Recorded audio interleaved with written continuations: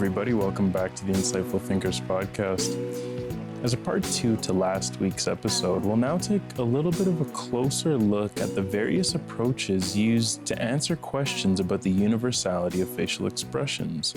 We'll then conclude with some studies about the cultural differences in facial expressions. So as I mentioned last week, we're getting a little more into the weeds this week. So hopefully you guys enjoy the end of this mini 2-part series. Please view the episode description for the sources of this episode.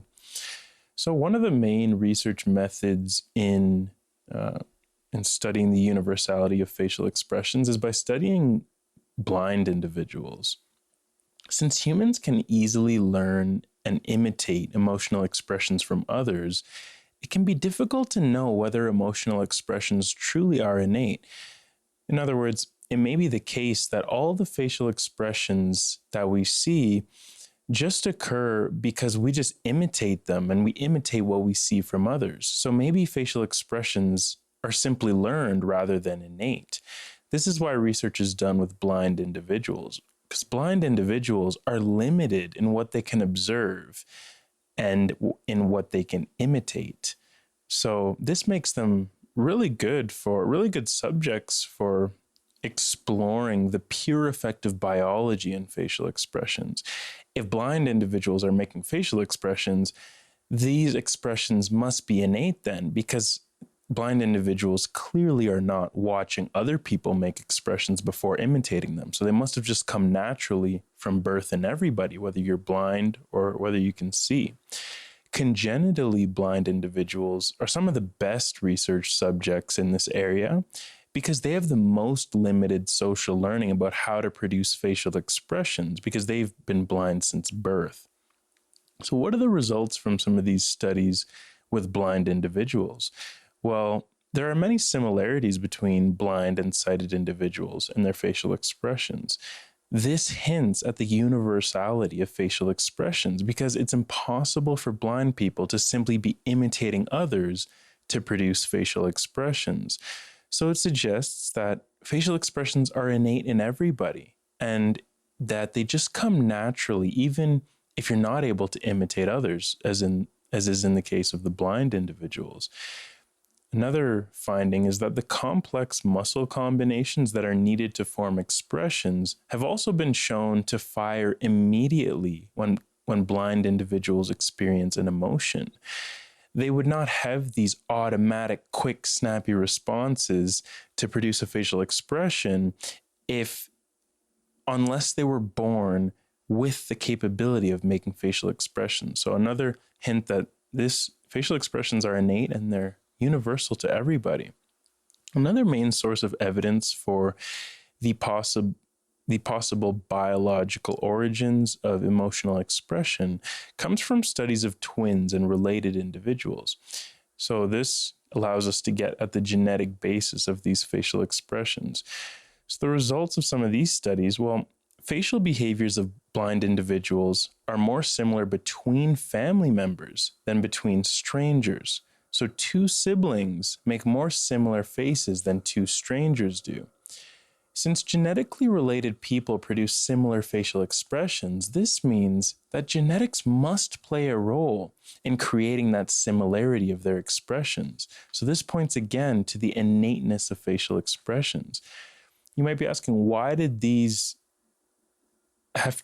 we have to study blind individuals even in these family studies? Well, if the researchers simply studied family members, it doesn't necessarily prove that facial expressions are genetic, because the similarities between families could have just been because that's the way the family members see one another express emotions. So that's how each family member learns to express their own emotions.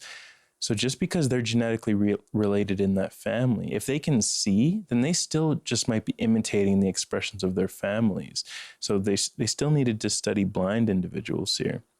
When you look at twin studies too, you see that facial expressions have also been shown to be more similar among identical twin pairs than fraternal twin pairs. Identical twins are 100% genetically related siblings, so essentially clones of one another. whereas fraternal twins are just 50% genetically related, so they're nothing more than two siblings born at the same time.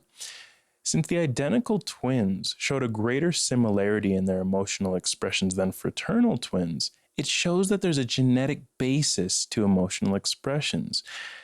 The identical twins have the same genetic material. So if they have very similar facial expressions and facial expressions that are more similar than the twins that don't share as much genetic material, then it points to the conclusion that there's a genetic basis to emotional expressions. We also have a line of evidence of the universality of facial expressions from infants. The same facial musculature that exists in adult humans exists in newborn infants. This musculature is fully functional at birth as well. Because of this, infants actually have a very rich repertoire of facial expressions. Smiling, distaste, which is the infant precursor to adult disgust, and crying, which is the universal signal of sadness or distress, all occur in these newborn infants. So again, these are more results showing emotions are not simply learned, because they're present before any learning can even take place, even in the newborn. So we're all basically hardwired to produce these facial expressions. And the final line of evidence in the universality of facial expressions really comes from primates. The facial expressions considered to be universal among humans have been observed in other species like primates. And you look at chimpanzees, they have fully functional facial musculature that includes the same muscles that are used in human facial expressions. Because of this, the chimpanzee facial musculature also produces many of the same changes as the human musculature. Chimpanzees and rhesus monkeys can actually categorize facial expressions of emotion just like humans can. If you remember from part 1, where they had the tribes people of New Guinea and then also the Americans picking out, mapping facial expressions onto which ones they are and identifying different facial expressions, chimps and rhesus monkeys can do that too. Don't ask me exactly how they studied this. I didn't read the study, but you can look into Mandal and Awasthi's book. That is one of the two sources for these past couple episodes. They go in more into depth about that, or the primary source does. Chimpanzees also produce distinct laughs depending on contexts, and this is very similar to what human beings do as well. So even in another species, we see that emotions and emotional expressions seem to be ingrained. But there are still cultural differences in expressing facial emotions. A couple of things you might be asking yourself after hearing this. You might be saying, aren't facial expressions biologically wired? And more importantly, you might be asking, why is this problem so complex? Well, the issue is that facial expressions are some of the most complex nonverbal behaviors that exist. The face can produce both voluntary and involuntary movements, and this is what makes researching the face so complicated. Facial signals that are involuntarily produced are universal, but the voluntary or the learned facial expressions can significantly vary actually across cultures. So despite the existence of universal facial expressions of emotion, people around the world use these universal expressions in a little bit of a different way. They modulate it. And the first evidence for these cultural differences in facial expressions was actually in the second condition of a study we mentioned last week. It was Friesen's 1972 study. Americans and Japanese viewed stressful films alone. Then they saw the films in the presence of an experimenter. When the experimenter was around, the Americans continued to express their negative emotions, but the Japanese were more likely to put on a fake smile. The videotapes showed that the Japanese people still had those initial negative emotions, but then they quickly replaced them with very polite smiles. This brought to light a really important caveat to the universality of facial expressions. The innate expressions remain intact, but they interact with culturally specific behaviors, both the Americans and the Japanese had those innate same reactions to the stressful movie or the stressful short film. But once those initial reactions get filtered through whatever culture you're a part of, that produces the change in the observable behavior. So it's the combination of the innate reaction and the culture that determine the observable expression that's produced. And this brought researchers onto what's called display rules. Display rules are social norms learned early in childhood to help individuals modify their emotional expressions depending on the social circumstances that they're in. These display rules provide a way of behaving that is consistent with the normal behaviors in a certain culture. Sometimes, by putting on a different face than what your inner experience is suggesting, it can be helpful depending on what culture you're a part of. It was only when viewing the stressful film in the presence of the experimenter when display rules were activated in the Japanese participants. So the Japanese had a display rule not to express their negative emotions outwardly. So they masked their negative feelings by smiling. Because the Americans didn't have this same display rule, they didn't change their expressions much. Whether they were with the experimenter or not, they still showed their negative reactions. They didn't put on a fake or a polite smile.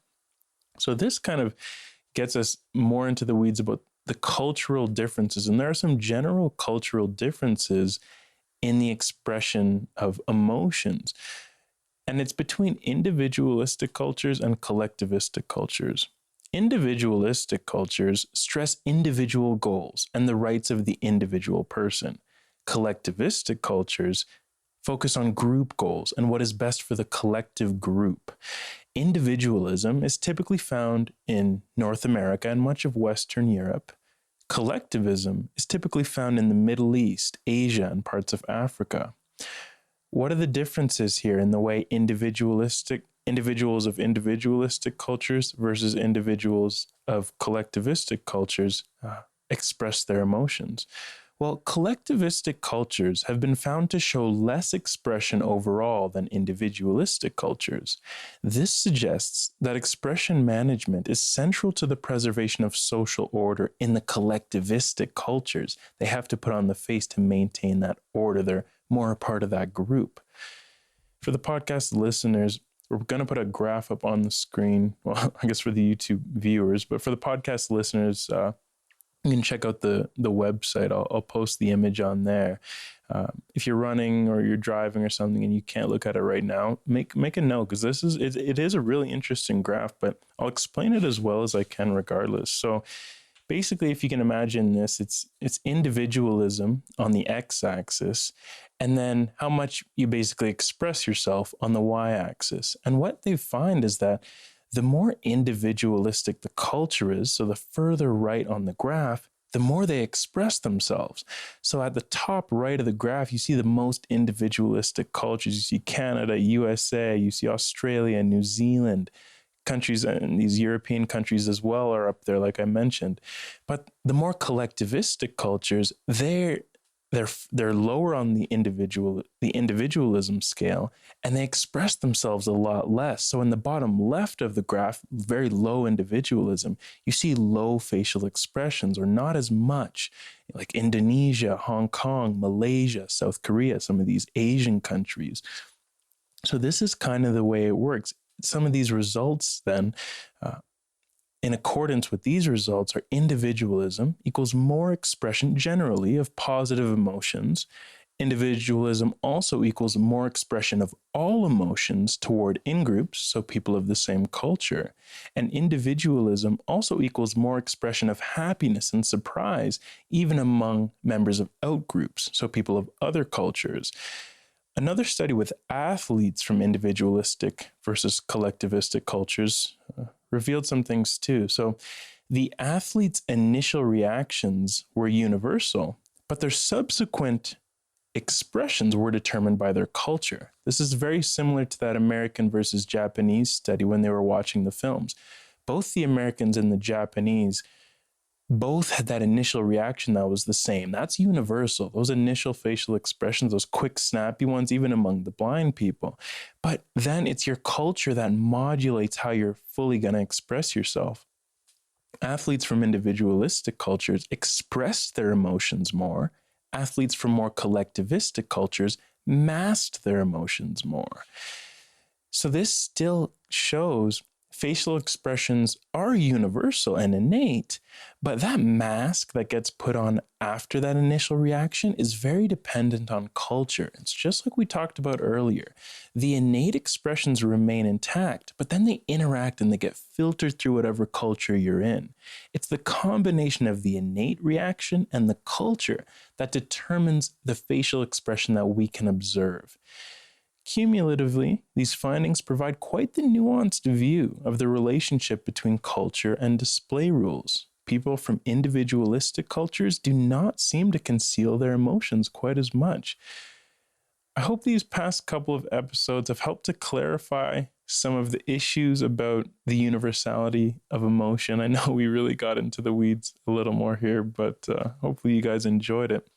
One of the main conclusions, of course, is that emotions and subsequent expressions seem to really be universal across cultures, but it's the exact output of what these emotional expressions look like that really differs. But even despite the vastest differences that exist between cultures, the universality of facial expression remains, as does the universality of so many other things. We can continue to remind ourselves of these words from the great Maya Angelou that will never cease to be true. We are more alike, my friends, than we are unalike. We are more alike, my friends, than we are unalike.